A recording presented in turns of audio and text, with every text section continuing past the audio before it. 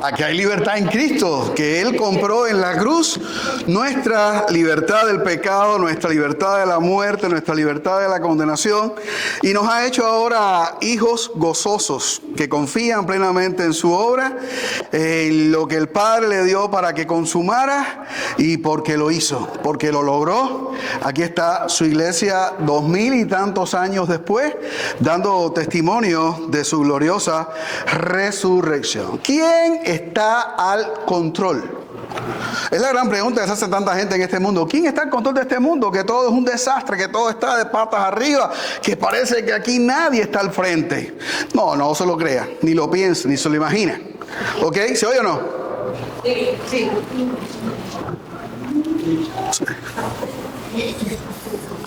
Ok. ¿Quién está al control? El mundo no está loco, ni Dios tampoco. ¿Ok? El mundo está en las manos del Señor. Amados hermanos, una de las cosas que más ha intentado hacer el hombre a lo largo de la historia es detener ¿qué cosa?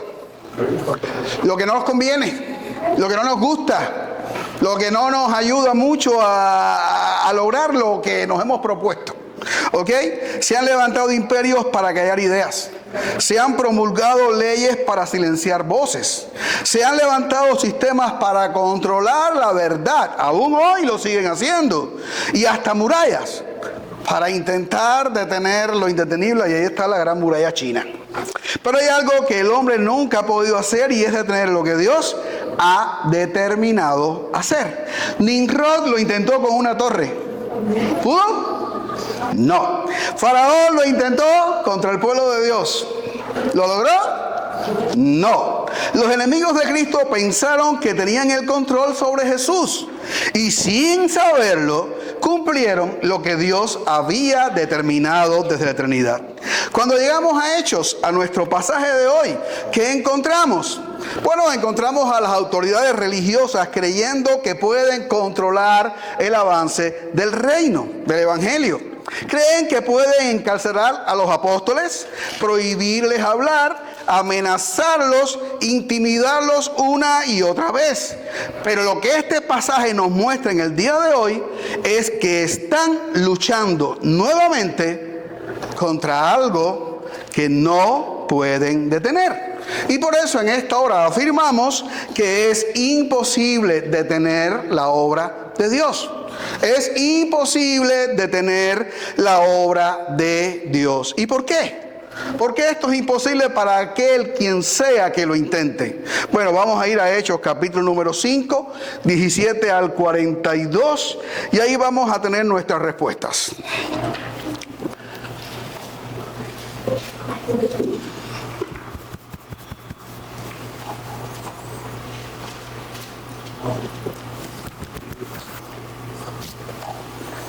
Ok, Hechos 5, 17 al 42. Dice nuestro pasaje de hoy. Entonces, levantándose el sumo sacerdote y todos los que estaban con él, esto es la secta de los saduceos, se llenaron de celos y echaron mano a los apóstoles y los pusieron en la cárcel pública. Mas un ángel del Señor, abriendo de noche las puertas de la cárcel y sacándolos, dijo: id y puestos en pie en el templo, anunciad al pueblo todas las palabras de esta vida. Habiendo oído esto, entraron de mañana en el templo y enseñaban. Entre tanto vinieron el sumo sacerdote y los que estaban con él, y convocaron al concilio y a todos los ancianos de los hijos de Israel, y enviaron a la cárcel para que fueran traídos.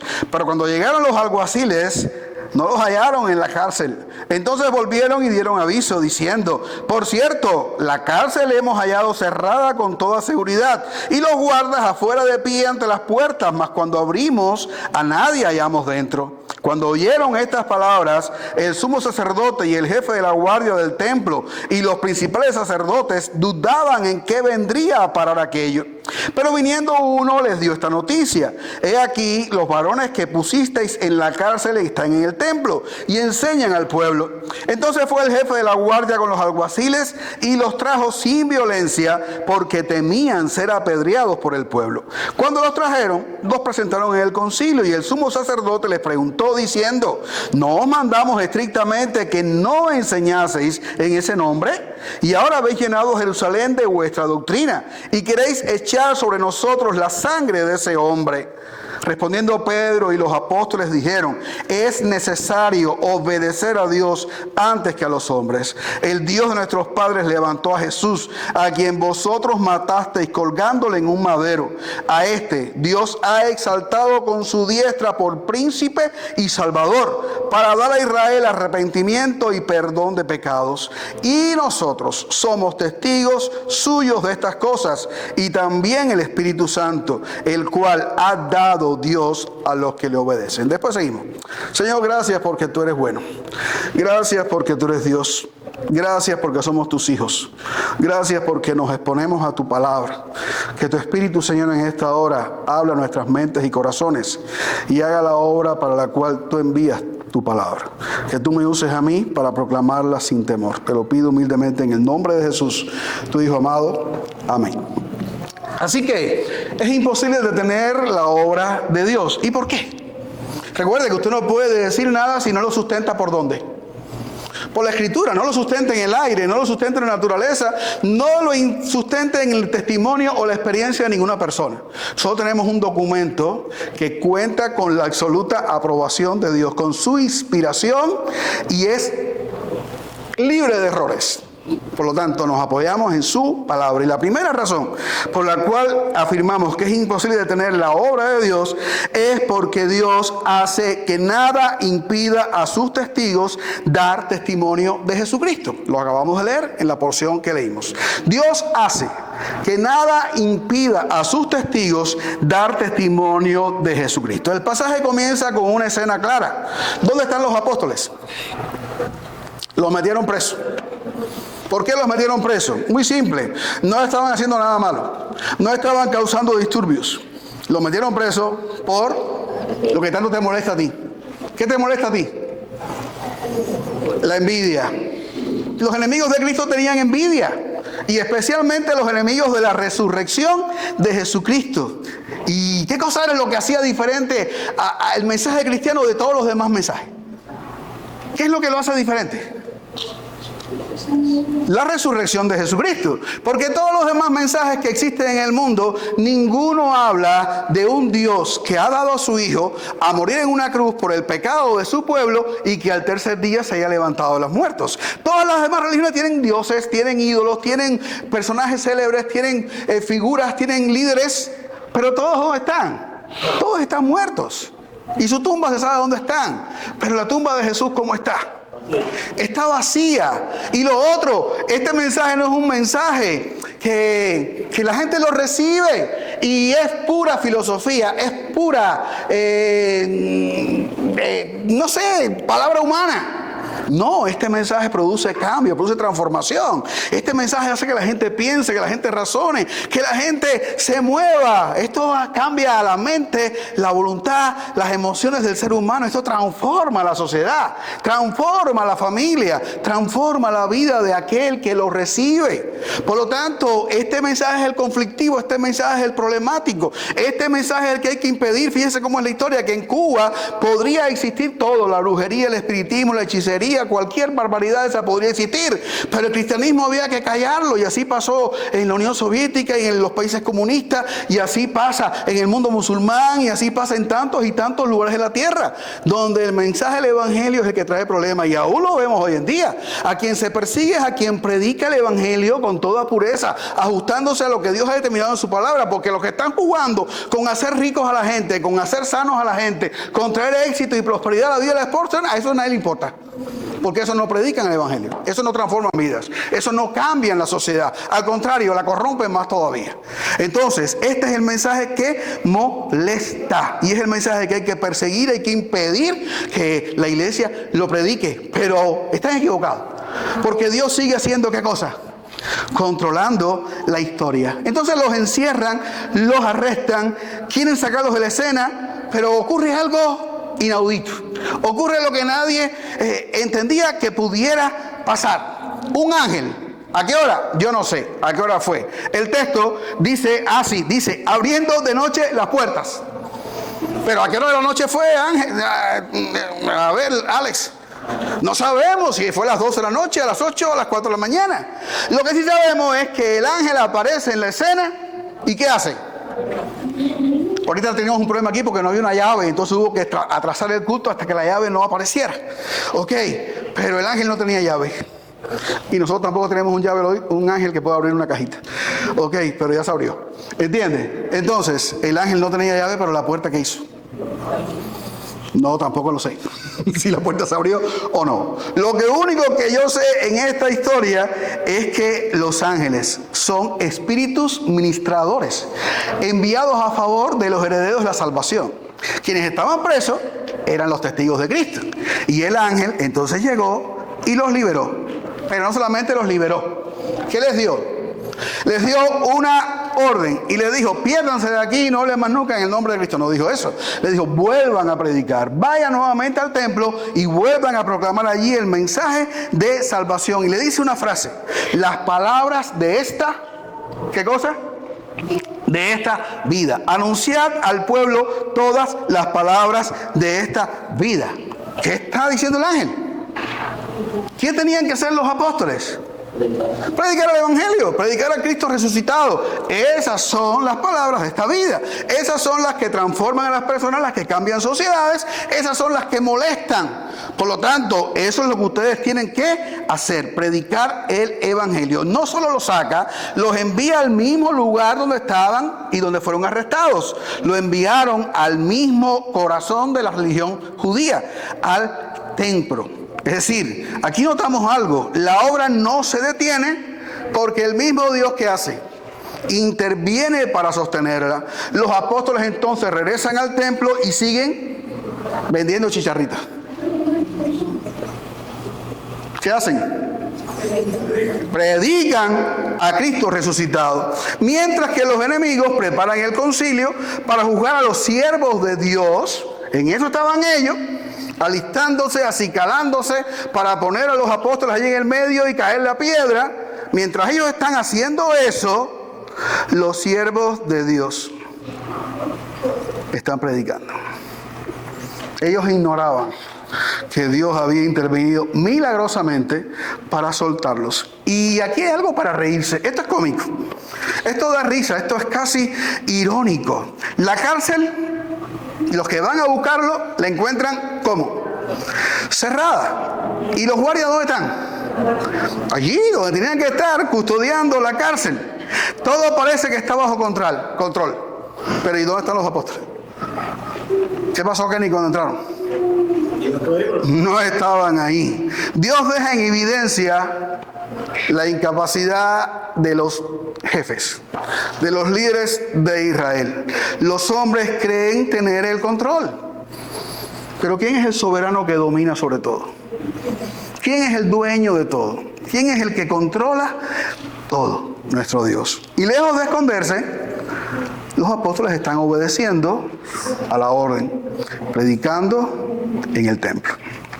Ok, pero bueno, hay que juzgarlos, hay que traerlos a pesar de todo, y hay que condenarlos y, si es posible, eliminarlos.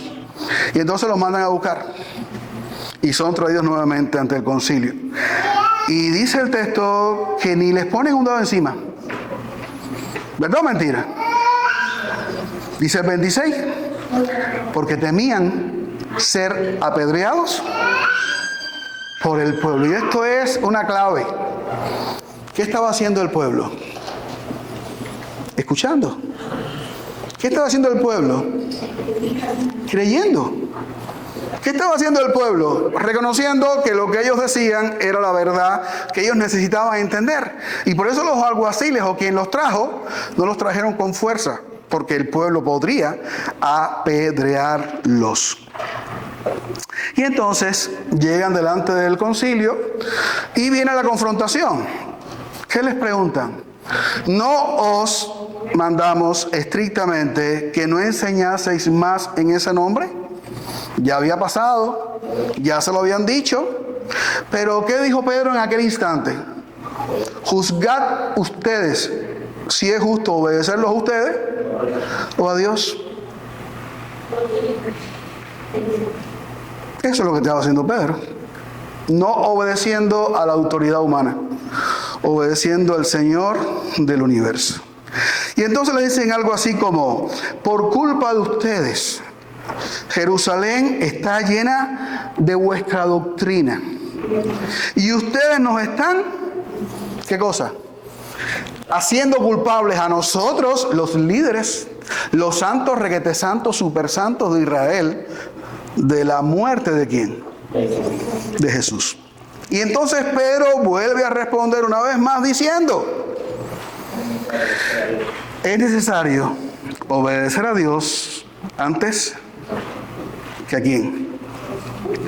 Que a los hombres. Y no solamente responde, vuelve a proclamar las palabras de esta vida, de este camino. Vuelve a presentar el Evangelio delante de ellos sin temor. Y una vez más los denuncia: ustedes lo mataron, pero el Dios del universo, el Señor y soberano de toda la tierra y el universo, el Dios de Israel, ¿qué ha hecho? Lo ha resucitado y lo ha exaltado. ¿Por quién? Por príncipe y salvador. ¿Para hacer qué cosa? Para dar a Israel arrepentimiento y perdón ¿de qué? Porque todos somos pecadores, aún Israel y aún ustedes, siendo los líderes del pueblo. Todos necesitan el perdón de pecados. Y una vez más manifiestan las razones para obedecer a Dios antes que los hombres. Dice el versículo 31 o 32. Nosotros, ¿qué somos? Testigos suyos de estas cosas. Y también el Espíritu Santo, el cual nos ha dado Dios, porque le obedecemos. Además de, por supuesto, para que le obedezcamos. Y por lo tanto, no podemos callar. Si algún día llegara la prohibición a tu vida de impedirte predicar el Evangelio, ¿qué tú crees que harías? Bueno, se sobreentiende que harías lo mismo que los apóstoles. No podemos obedecer a los hombres antes que a Dios. Es a Dios a quien nos debemos. Por lo tanto, lo lamento, pero no voy a poder callar. ¿Saben por qué hay iglesia aquí en el siglo XXI? Porque Dios ha sostenido a su iglesia y ha obrado de una manera extraordinaria para que no te puedan callar, para que no te puedan silenciar. Y cuando han quitado a uno, Dios ha levantado a otro. Dios es fiel a su obra, a lo que Él ha determinado, y por eso es imposible impedir que el reino de Dios se extienda. Alguien podría decir: pero los hombres tienen poder para detener la obra. ¿Qué tú responderías? No. Tienen poder para oponerse, pero no pueden detenerla. ¿Por qué se amotinan los pueblos y la gente piensa cosas vanas? No, Dios ha determinado establecer su rey sobre Jerusalén y sobre el universo, y no lo vas a poder impedir. Pero es que hay una objeción aún más profunda que este pasaje responde. Y quiero que me entiendan. ¿Ha desechado Dios a su pueblo? ¿Ha desechado Dios a Israel? La respuesta es clara. No. Miremos el texto. ¿Quiénes son los apóstoles? Son israelitas, son judíos. ¿A dónde son enviados? ¿A dónde son enviados? Son enviados a Israel, a los judíos. ¿Qué ha pasado en Jerusalén con 12 locos que están predicando la resurrección de Jesucristo? La ciudad está llena ¿de qué?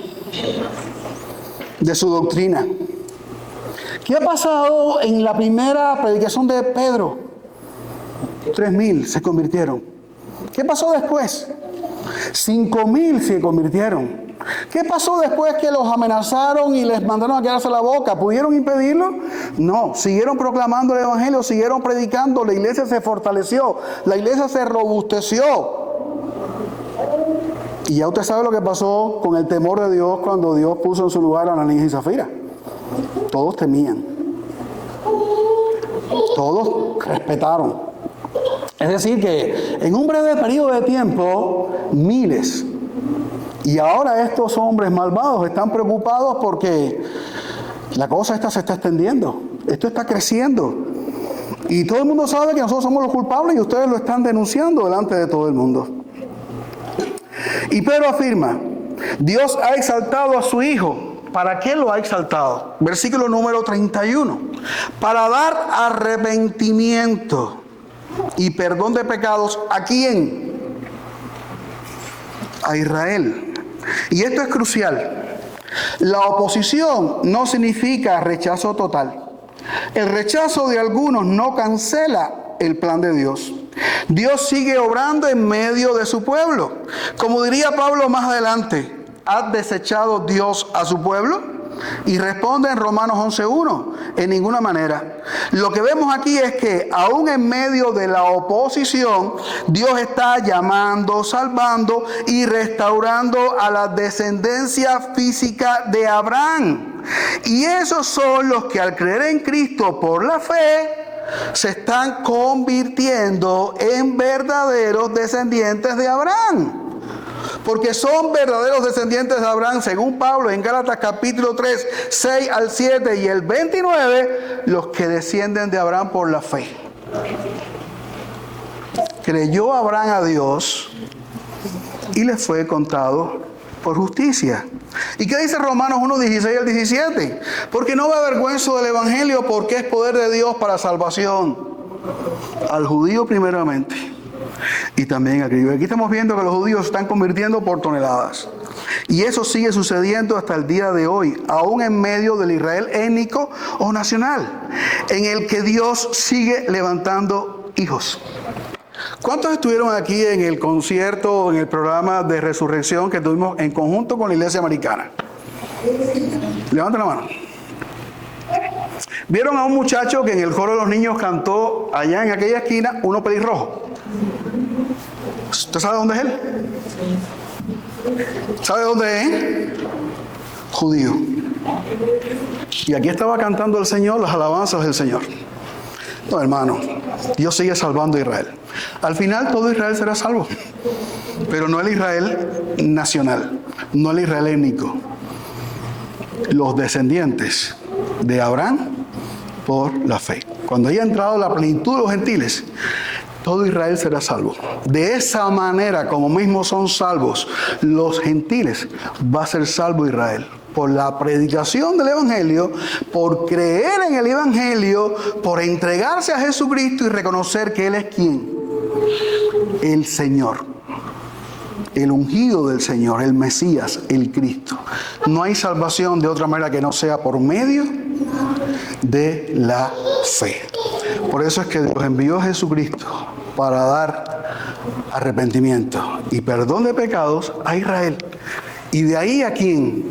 A todo el que crea en Jesucristo por la fe.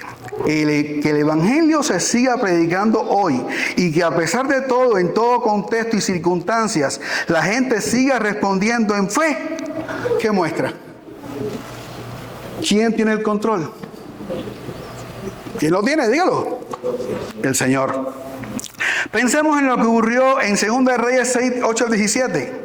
Ya te sabes la historia. Eliseo y Jesse rodeados de los ejércitos de Siria. Y Jesse acobardado. Y Eliseo oró: Señor, abre sus ojos para que vea que más son los que están con nosotros que los que están con ellos. Y cuando Dios abrió los ojos de Jesse, ¿qué vio? Millones de ángeles alrededor de ellos. ¿Quién está contigo? Tranquilo, sigue predicando, sigue proclamando el Evangelio. Amados hermanos, los hombres piensan que tienen el control, pero Dios es el que tiene el mando. Quieren limitar su obra, pero están, ¿cómo? Completamente limitados por Dios. Segunda razón del por qué es imposible detener la obra de Dios. Porque Dios en su soberanía hace que aún sus enemigos teman. 5, 34 al 39. Dice entonces el texto 33. Ellos oyendo esto se enfurecían y querían matarlos. Entonces levantándose en el concilio un fariseo llamado Gamaliel, doctor de la ley, venerado de todo el pueblo, mandó que sacasen fuera por un momento los apóstoles. Y luego dijo: varones israelitas, mirad por vosotros lo que vais a hacer respecto a estos hombres.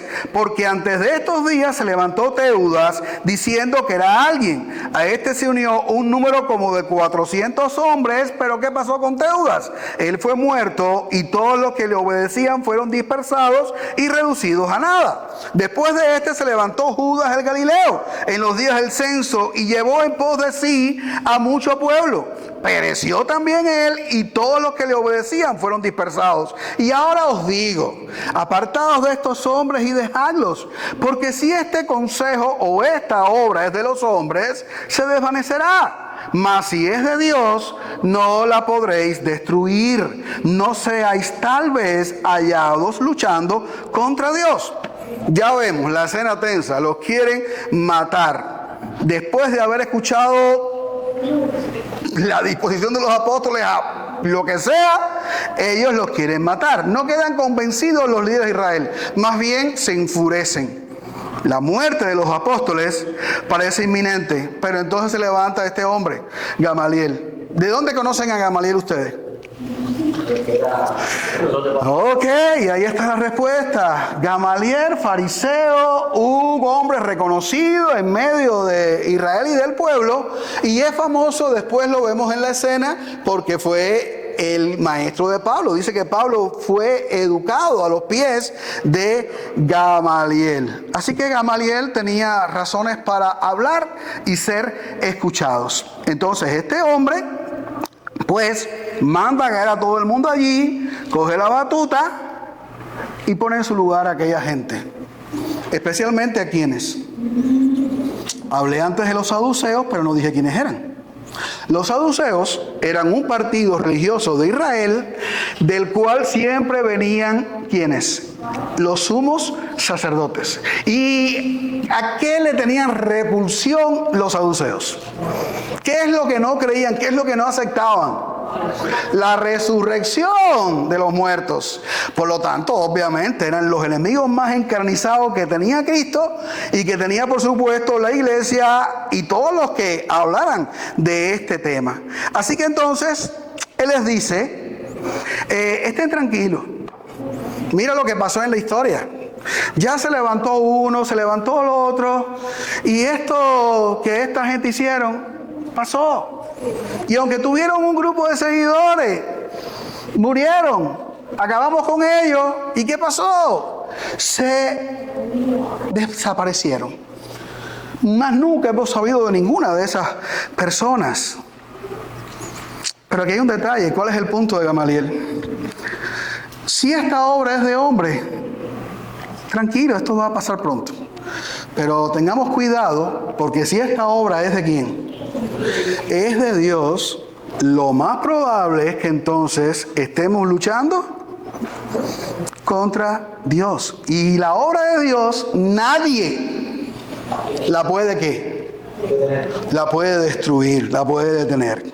Tal vez Gamaliel está mirando y diciendo para su interior: este muerto no se parece a los otros. Y cuando hablo de este muerto, ¿de quién estoy hablando? De Cristo.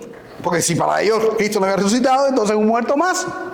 Pero Gamaliel, el hombre sabio, dijo: este no se parece a los demás. No obstante eso, hay que darle ¿qué cosa? Hay que darle tiempo a esta historia y déjenlos tranquilos. No se metan más con ellos. Apártense y déjenlos. Y esto es muy importante.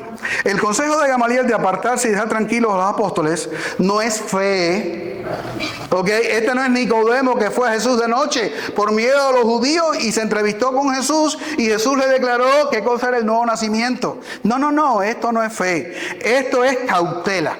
Esto es temor de equivocarse y terminar luchando contra Dios. Y aquí está el punto. Dios está obrando de tal manera que aún sus enemigos no pueden actuar libremente contra Él, contra su obra. ¿Ok? No porque hayan cambiado de corazón, sino porque ¿quién tiene el control? Dios ejerce el control. Dios los contiene. Gamaliel no está dirigiendo la historia. Como ningún hombre en ningún lugar dirige la historia. Gamaliel simplemente está siendo usado dentro de la historia, dentro del plan providencial de Dios para hacer que su reino se extienda hasta lo último de la tierra y hasta el día de la venida del Señor. Algunos dirían, esto fue coincidencia. No, para Dios no hay coincidencia ni hay casualidades. Lo que hay es providencia. No es que Gamaliel cambió el rumbo, es que Dios decidió que no le tocaba a los discípulos morir ese día. Y alguien más podría decir, entonces Gamaliel fue quien salvó a los apóstoles. No, Gamaliel no es el protagonista. ¿Quién lo es? Es Dios. No fue la sabiduría de un hombre lo que salva a los apóstoles. Es la soberanía de Dios utilizando a ese hombre. Seamos sabios, hermanos. Todo lo que nosotros recibimos, todo lo que tenemos, ¿de dónde viene? De Dios. Sé agradecido con el que te lo dio, pero no adquieras deudas, porque todo viene ¿de dónde? De Dios. No fue Gamaliel quien lo salva, es Dios quien controla la historia para que a ellos no le pasara nada. ¿Hasta cuándo? Hasta el momento en que le podía haber pasado. ¿Recuerdan de Jesús? ¿Cuántas veces quisieron matar a Jesús? ¿Cuántas veces quisieron eliminarlo? Desde antes de nacer, después que nació, y lo vemos después a lo largo de su ministerio. ¿Cómo querían tirarlo por una montaña? ¿Cómo querían apedrearlo? ¿Y qué pasó? ¿Qué dijo Jesús siempre?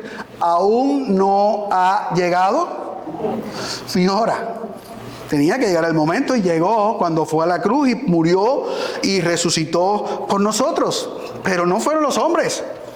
Es Dios quien ejerce el control sobre todo lo que acontece. Amados hermanos, esto es profundo. Dios no solamente protege su obra de afuera, también gobierna el corazón de los que se oponen a ella. Eso significa que ningún enemigo tiene control absoluto, que ninguna oposición es definitiva y que nadie puede ir más allá de lo que Dios ¿qué? Le permite. Amado hermano, no temas a los hombres como si fueran soberanos. Dios sigue gobernando aún en medio de los que se le oponen. Y en tercer lugar, porque Dios hace que el gozo de padecer por Cristo impulse a sus testigos. Dice el 40, y convinieron con él y llamando a los apóstoles después de azotarlos, les intimaron que no hablasen en el nombre de Jesús y los pusieron en libertad.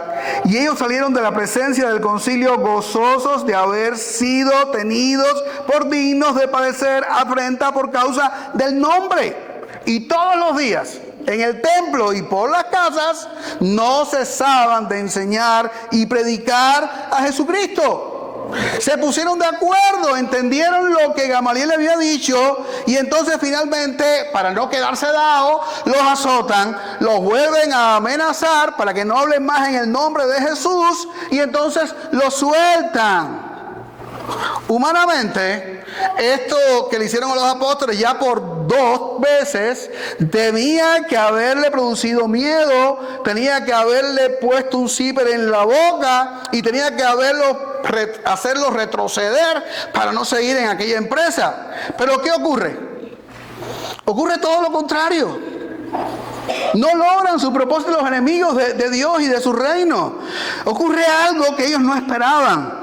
Estos hombres locos, arrebatados, salieron gozosos por haber sido tenidos por dignos de padecer por causa del nombre. Así que me humillas, me das golpes, me pones preso, me amenazas y para mí eso es un estímulo. Para mí eso es como si me hubieran dado un diploma. Para mí eso es como si me hubieran dado una recompensa. Yo no me voy a callar ahora con más razón. ¿Qué voy a hacer?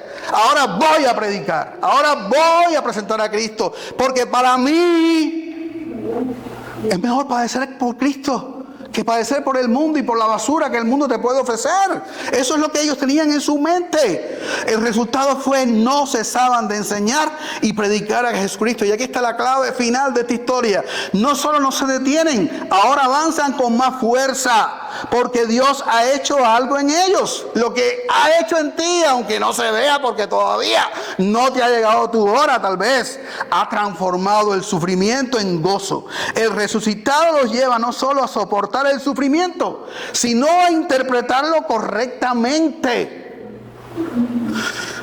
No lo ven como derrota, lo ven como honor. Esta es nuestra gloria, padecer por nuestro Señor. No lo ven como pérdida, lo ven como ¿qué? Como identificación con Cristo. Mi Señor sufrió, qué gozoso estoy de padecer por mi Señor. El resucitado no solo nos lleva a soportar el sufrimiento, sino a disfrutarlo. Aquí está el corazón de esta historia. Dios no solo los libera, no solo los protege, los transforma en su interior, porque humanamente el dolor produce miedo, la amenaza produce silencio, el castigo produce retroceso. Pero ¿qué hacen ellos? Se levantan por encima de todo eso, impulsados, llenos del Espíritu, llenos de poder, llenos de gozo, y siguen predicando el Evangelio en el templo y por las casas.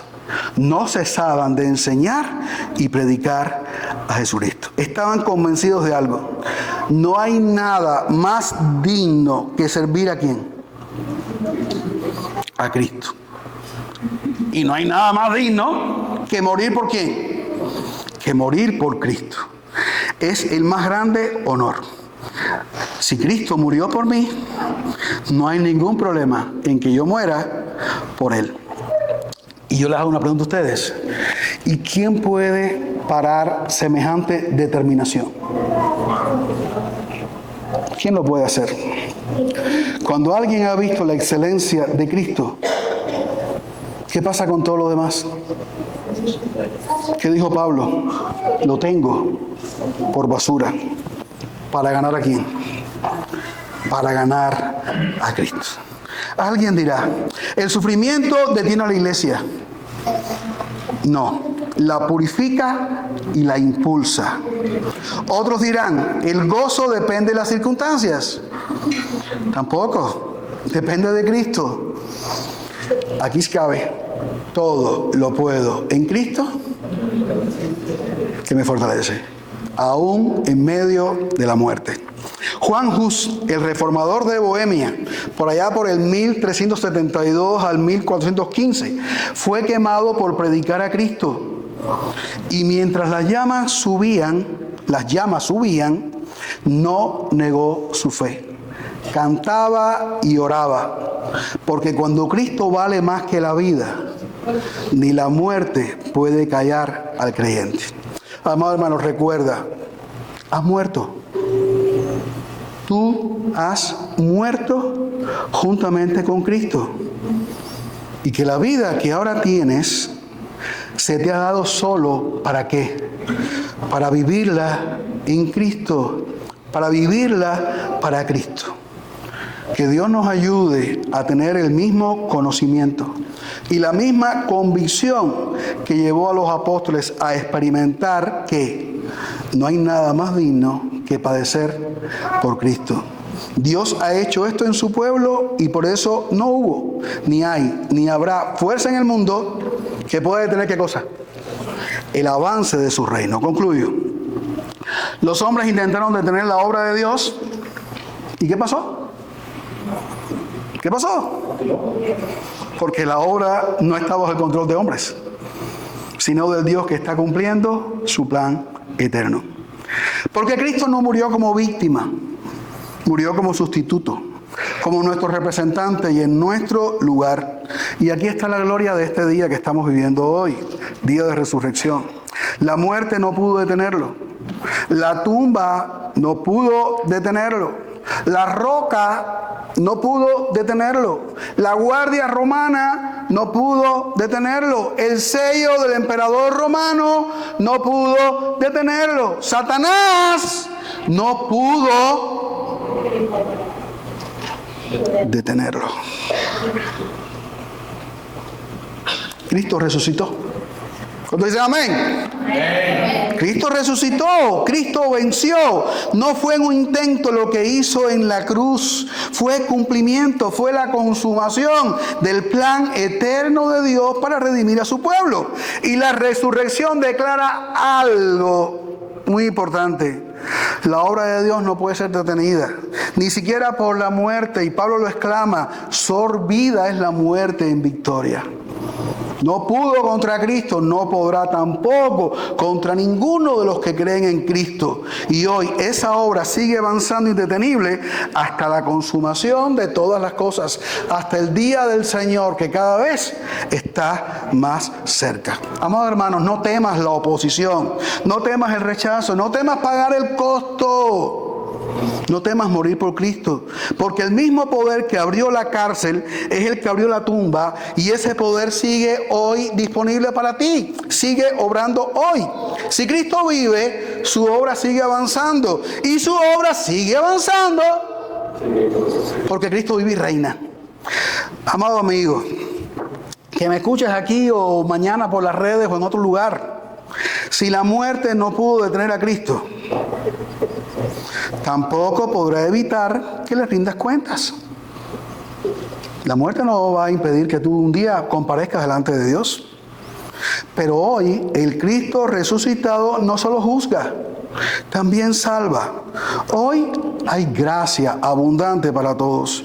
Y aunque estás muerto en tus delitos y pecados, hoy puedes resucitar a una nueva vida si te arrepientes y crees en aquel que en la cruz murió para salvar a todo el que cree en Él. ¿Cuándo tienes que entregarte a Cristo? ¿Cuál es el día? Hoy es el día, ahora es el momento, antes de que en el juicio final seas resucitado para echar o ser echado en el infierno eterno. No esperes más. No sigas demorando las cosas. Ven a Cristo hoy, entrégale tu vida y comienza a vivir para Él.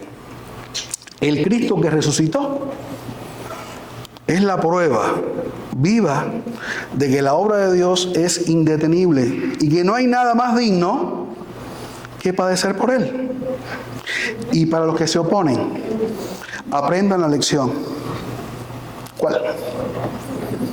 Es imposible luchar con Dios y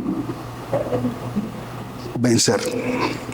Que no se nos olvide, Dios está al control y por lo tanto detener la obra de Dios es ¿qué cosa? Es imposible. Señor, gracias porque tu palabra es verdad y porque somos testigos de estas cosas, Señor. Aquí estamos en el siglo XXI, en Brandon, proclamando el Evangelio de Jesucristo. Para el mundo un muerto, para nosotros un Señor resucitado que reina, gobierna sobre todas las cosas y que pronto volverá a buscar a su pueblo, juzgar al pecador, Señor, no arrepentido y establecer una nueva creación ya libre de pecado. Gracias por permitirnos ser parte de esta historia, por conocerla. Gracias por enviar tu Espíritu en nuestros corazones y porque sabemos que Él nos sostiene. Gracias porque entendemos, Señor, que es mejor morir por ti o contigo que vivir una vida miserable en este mundo y después ser echado en el infierno. Nada puede ser más digno que padecer por ti. Ayuda a tu iglesia a tener este mismo espíritu, esta misma mente, este mismo corazón que tuvieron los apóstoles y no desmayar, aún a pesar del dolor, del sufrimiento, de la oposición y de las circunstancias. Que en este día de resurrección el mundo pueda entender que el tiempo ha pasado, pero aún las puertas están abiertas. Y que es el día de arrepentirse y creer en Jesucristo. Bendícenos hoy, Señor, y siempre, y ayúdanos a vivir a la luz de esta verdad. Nadie puede luchar contra ti y vencer. Tu reino es indetenible. Te lo pedimos todo humildemente en el nombre de Jesús, tu Hijo amado. Amén. Nos preparamos.